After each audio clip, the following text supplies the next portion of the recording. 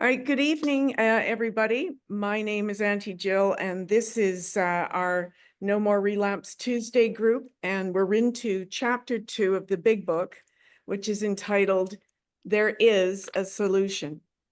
Now, the first thing I want to comment is to circle A. There is a solution.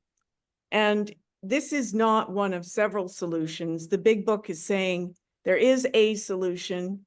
And we know as we learn it that this solution is a spiritual one. So I've circled A in the title and I put dash spiritual solution. And then notice again, the chapter starts with a big lettered we. And that's because this is not a program we do and walk alone. This is a we program. So starting on chapter 2, and this is on page 17. We of Alcoholics Anonymous know thousands of men and women who were once just as hopeless as Bill. And this is referring to the previous chapter that we've spent 4 episodes discussing, Bill's story, where we learned to identify our disease. Now, the next sentence is important. Nearly all have recovered. Now, underline recovered, and I've written next to it, not cured. We are never cured of this disease. We now know that it's got physical origins as well as mental origins. What we have is a reprieve, and we recover from the disease, but we are never completely cured. But it says they have solved the drink problem. And what we have found is that we now have a solution to picking up that first drink. And let's face it, that's why most of us walk through the doors of Alcoholics Anonymous in the first place. We find fellowship and sisterhood, but the first thing is what is wrong with me? Why can't I stop drinking? Why can't I stop after 1? Second paragraph, we are average Americans. Remember, at the time, this book was written by Bill Wilson. He's based in the United States. However, this book is now international, encompasses all people of all countries. All sections of this country and many of its occupations are represented, as well as many political, economic, social, and religious backgrounds. And then the famous line, I've underlined it because you'll hear it over and over in meetings, we are people who normally would not mix. But there exists among us a fellowship, a friendliness, and an understanding which is indescribably wonderful. We are like the passengers of a great liner, the moment after rescue from shipwreck, when camaraderie, joyousness, and democracy pervade the vessel from steerage to captain's table. So basically, steerage was the cheapest way you could get on an ocean liner, and then captain's table was for the aristocracy. So every group is represented in AA. Alcoholism knows no boundaries, whether it's financial, social, or otherwise. And then this next paragraph, unlike the feelings of the ship's passengers, however, our joy in escape from disaster does not subside as we go on our individual ways. So they're saying if you experience something with a group of people, you know, a tragedy, you walk away from it and you may never speak to those people again. But we have a true fellowship here. We're bound to each other in many different ways. The feeling of having shared in a common peril, and I've underlined shared in a common peril. And that's kind of the takes one to know one is what I've written in the margin. Because nobody that is not alcoholic understands my brain the way you do. And I get you automatically if you're alcoholic because your brain works just like mine. This common peril is one cement in the powerful cement which binds us. But that in itself would never have held us together as we are now joined. The tremendous fact for every one of us is that we have discovered, and I've circled this, a common solution.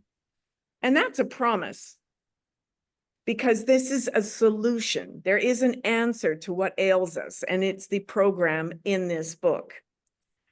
Again, reading last paragraph. We have a way out on which we can absolutely agree, and upon which we can join in brotherly and harmonious action. This is the great news this book carries to those who suffer from alcoholism. So in updated language, what you should hear here, no matter where you are on your journey, is have hope. Remember, the relapsers that went before you, and myself included, finally, we got the program and we're doing the work right now. Okay, so turn the page and we're at the top of page 18. And the first thing you're going to do is circle the word illness. Okay, Dr. Silkworth, as we know from the doctor's opinion, suspected that there might be something physiologically wrong with the alcoholic. We know today, as we've discussed and we'll discuss further, that we have an enzyme that 10% of the population have that sets us apart from other people, in that ultimately we don't process ethyl alcohol the way other people do. And it sets off a physical reaction and then a mental craving that just doesn't happen in other people. So it's an illness of this sort. And we have come to believe it an illness. And remember, this is written over 80 years ago, so they didn't know back then what we know today, but the science is there now. Involves those about us in a way no other human sickness can. So in that sentence, we've got illness twice and sickness. So we're not well when we come in these rooms. And we don't have the sort of illness that is cured in 5 minutes. It's not take a pill and you are cured. Even from the detoxification and the early withdrawals, we know that this is a sickness. If a person has cancer, all are sorry for him and no one is angry or hurt, but not so with the alcoholic, and again the word illness. For with it there goes annihilation of all the things worthwhile in life. We tear our lives down around us. Other illnesses don't actually have that result. We actually sabotage our own lives. Alcoholism and addiction is very unique in that respect.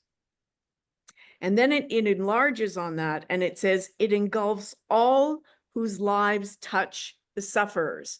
So unlike cancer, everybody is affected by this disease. Everybody that interacts with us, from employers to family. It brings misunderstanding, fierce resentment, financial insecurity, disgusted friends and employers, warped lives of blameless children, sad wives and parents. Anyone can increase the list. And this is also, this paragraph is one of the answers to where do you find unmanageable in step 1. Okay, there's a list of things there. We have fierce resentment from people, financial insecurity as a result of it, disgusted friends and employers, and then the children that suffer as well, and our partners and our parents. And then it says, increase the list. So when we're doing our step 1 homework, make a big asterisk here to return to page 18. It's a famous one for actually seeing if you're having trouble thinking that you are powerless over alcohol, that your life is unmanageable. If you haven't made the connection yet, go back to this paragraph and make the list for yourself. Personalize it. It's super important as we go through these pages that you don't just hear them as happening to other people. The whole point is to try and find yourself in these pages, even if some of the language is dated and a little bit male-oriented. We know that, but we find ourselves in these paragraphs. So we know it's a sickness. And we also know that we're powerless over it. So the next paragraph on page 18, we, again, the we of Alcoholics Anonymous, hope. Now, underline this volume. If you ever have any doubt that what this book is telling you to do is the 12 steps, see the number of times that it says, this book, this program, this volume. I can tell you it's a large number, and it's telling you point blank, Bill is saying, do what's in this book. This volume will inform and comfort those who may be affected. There are many. Highly competent psychiatrists who have dealt with us have found it sometimes impossible to persuade an alcoholic to discuss his situation without reserve. Okay, underline sometimes impossible to discuss your situation without reserve. Okay, this is half truths, right? This is not rigorous honesty. If you really, really want to recover from this disease, the starting point is to be totally honest with your sponsor, your doctor. If you're seeing a psychiatrist or a therapist, we're only kidding ourselves by holding back our truths. And if you're an alcoholic like me, I would never even admit I was drinking when I was clearly smashed. So we have to, that's one of the things I needed to really change in order to finally get this program after countless relapses. Is I just had to say, okay, Jill, you're all the way in this time. Stop trying to have your own reservations about what you will and will not do in this program, because my conditions are what I drank on. I was willing to do this part of AA, but not that part of AA. I was willing to do this part of what a sponsor suggested, but not that part.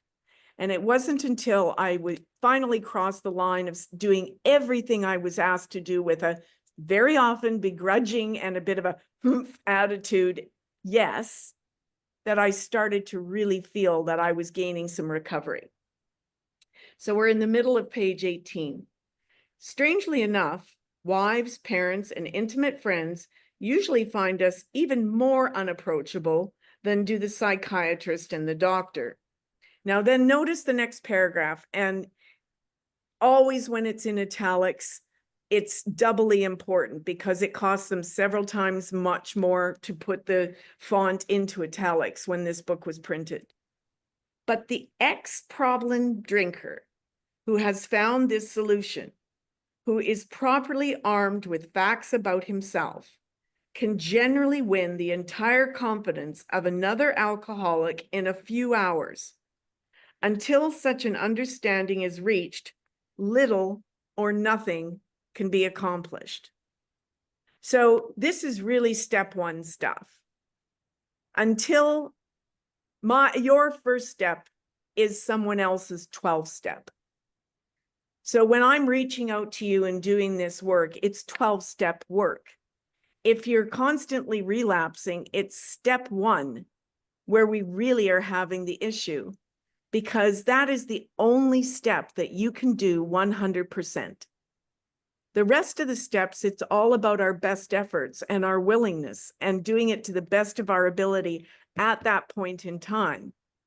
But we're at step 0 until we actually admit, and there's no God or spirituality in this step at all.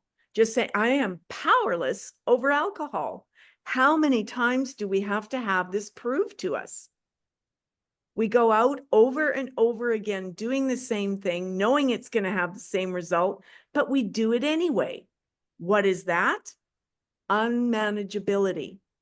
So when we're looking at this, we're just on our knees saying, okay, I am done. And if there's a part of you holding back with the fantasy that exists in every one of us, that one day we're going to be able to drink like normal people, I have news for you. You have a disease. You will never be cured of this disease. But thank your lucky stars and don't be filled with self-pity at that news, because there is a solution. And I'm evidence of it. If you don't believe in it for yourself, know that I was on my deathbed when I finally got this program. And today I'm living my best life. I'm helping others. I'm doing all of this freely and joyously. And that is so not the person I was when I walked through these rooms. And when I was sitting here and I was told, oh, you will have the promises come true and and I thought, yeah. What do I have to do to get through these steps and get what you've got? And I was just selfish. But when I finally slowed down and realized how much time I'd taken to get myself in the situation I was in and accepted it was going to take some time to recalibrate. And I'd have to accept changing pretty much everything I did in my daily routine to maintain my sobriety. It started to happen for me and I started to log time. But this is what they're saying here, is we've got to let go completely. Bottom of page 18, that the man who is making the approach has had the same difficulty. Underline that, same difficulty. We're all alcoholics in here. We get each other. This is also, I've written right next to it, identification. That's what we're here to do with sponsees and sponsors, is to identify, and as a group. That's what we're trying to do in here as a little group. That the obviously knows what he's talking about, that his whole deportment shouts at the new prospect that he is a man with a real answer, that he has no attitude of being holier than thou, nothing whatever except the sincere desire to be helpful, that there are no fees to pay, no axes to grind, no people to please, no lectures to be endured. These are the conditions we have found the most effective. After such an approach, many take up their beds and walk again. That is everything we are doing in this group, everything in that paragraph. We are all in the same place. We all understand each other. I've got some more days than you guys, but I'm telling you, I want you to walk the steps I've walked because I know that you come out the other side and you don't drink again, one day at a time. Okay, we're on the top of page 19. None of us, and again, I want you to circle the word us, this group, makes a sole vocation of this work, nor do we think its effectiveness would be increased if we did. We feel that the elimination of our drinking is but a beginning. A much more important demonstration of our principles lies before us in our respective homes, occupations, and affairs. All of us spend much more of a spare time in the sort of effort which we are going to describe. A few are fortunate enough to be so situated that they can give nearly all their time to the work. So this is just explaining that your role in AA doesn't have to be doing as many hours as I'm doing or comparing yourself to anyone else. All I want you guys to be thinking about right now is staying sober yourself. You're newbies. And so you're coddled up and you're looked after right now because you're suffering. And so you don't need to be thinking about service apart from making some coffee and showing up places, because what you're trying to do right now is get your basic detox and get yourself into the first 3 foundation steps of the program. That's the goal.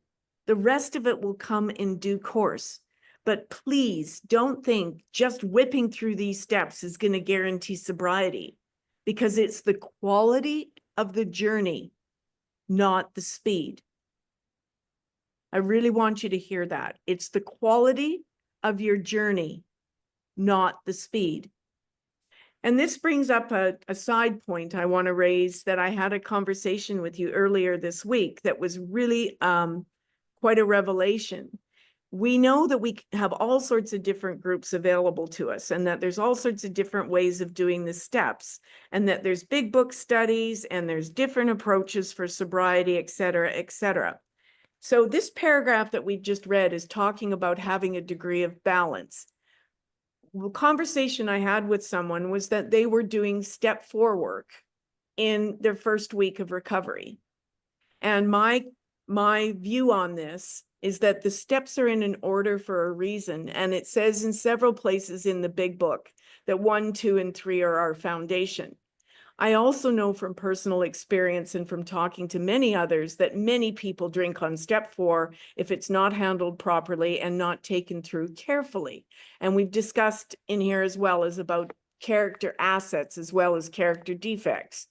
So really, for this particular group, it's super important that we keep this very simple and keep it for now in the first 3 steps. So I really appreciated that conversation. It doesn't mean you can't go to other meetings where they're talking about steps you're not on or concepts you're not on, but I personally found it confused me. I found I had to stick with living sober and beginners meetings, steps 1, 2, 3, because the rest of it, frankly, went in one ear and out the other. And then I also started thinking, geez, I don't understand this. I'm never going to get it. And people were rocking through the steps 1 a week. And I was like, I don't even know one step for another. And they were referring back and forth. And I really felt like, oh, this is beyond me. Well, it's not. It's going to take as long as it takes individually for each of you. But for this group, we know what our history is. And I know from my own experience, we've got to get a solid 1, 2, 3. Okay? So now we're in the middle of 19. If we keep on the way we are going, there is little doubt that much good will result, but the surface of the problem would hardly be scratched. Those of us who live in large cities are overcome by the reflection who live in, by that close by hundreds are dropping into oblivion every day. Many could recover if they had the opportunity we have enjoyed.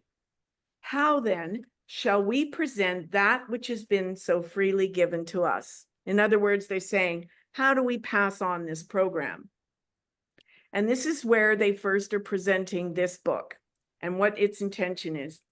We have concluded to publish an anonymous volume setting forth the problem as we see it. We shall bring to the task our combined experience and knowledge. This should suggest a useful program for anyone concerned with a drinking problem. Now, that last sentence, this should suggest a useful, underline it, program for anyone concerned with a drinking problem. So at this point, the person hasn't even necessarily taken step 1, but you know you've got a problem with drink. So this line is saying, if you've got a drinking problem, you're in the right place. And then I've written right next to that line, this book is the program, because that sentence is telling us once again, this is it. Next paragraph. Of necessity, and again, circle the word necessity, Bill doesn't choose words by accident. When he uses strong language like necessity, he means it's essential. Of necessity, there will have to be discussion of matters medical, psychiatric, social, and religion. We are aware that these matters are, from their very nature, controversial. Nothing would please us so much as to write a book which would contain no basis for contention or argument. We shall do our utmost to achieve that ideal. Most of us sense that real tolerance of other people's shortcomings and viewpoints and a respect for their opinions are attitudes which make us more useful to others. Our very lives as ex-problem drinkers depend upon our constant thought of others and how we might help their needs. So basically, if you go to the top of page 20 and it says more useful, circle useful. That's one of the goals of what you're in this program, usefulness to others.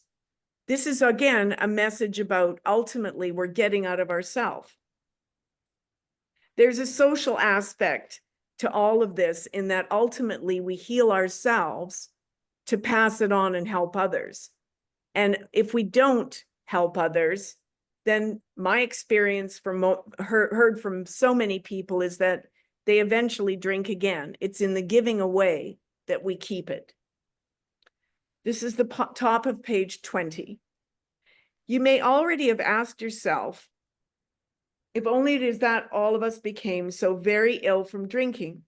Doubtless you are curious to discover how and why, in the face of expert opinion to the contrary, we have recovered from a hopeless condition of mind and body. And that sentence you'll hear over and over and over again. And I want to refer you back here to Roman numeral page XIII.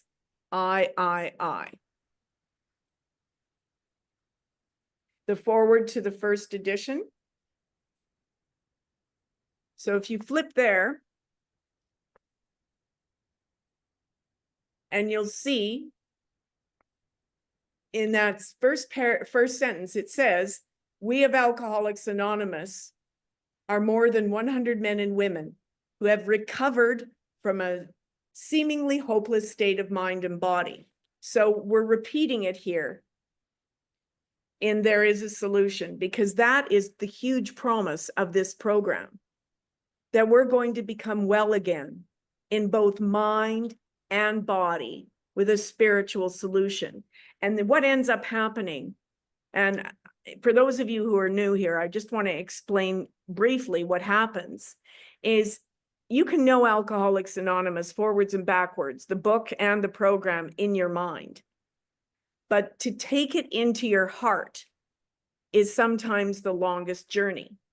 So what I had to do was get out of the self-knowledge avails us nothing trap, where I over-intellectualized everything, but I didn't actually trust that if I just did what I was told in here, then the promises of the program would happen.